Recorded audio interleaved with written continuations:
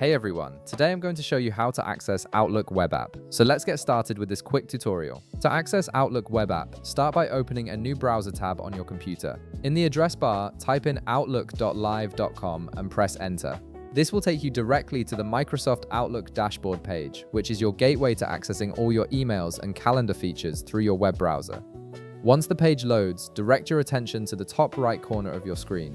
You'll notice a sign-in button positioned there. Go ahead and click on this button to proceed with logging into your account. This is where you'll authenticate yourself and gain access to your personal Outlook workspace. After clicking Sign In, you'll be prompted to enter your email account credentials. The first field you'll see asks for your email address. Type in the complete email address associated with your Outlook account. This could be any Microsoft email address, whether it ends in outlook.com, hotmail.com, or live.com. Make sure you enter it correctly to avoid any login issues. Once you've entered your email address, click Next or press Enter to proceed to the password screen. Now you'll need to type in your password carefully. This is the password you created when you first set up your Microsoft account, so make sure you enter it accurately. If you've forgotten your password, there's typically a Forgot Password link available that can help you reset it.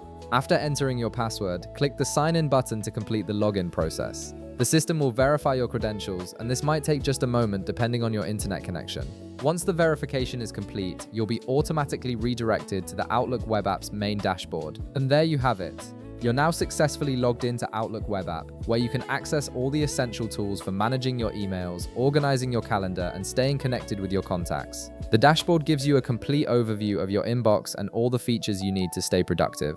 If this video helped you out, be sure to leave a like, subscribe, and I'll see you in the next one.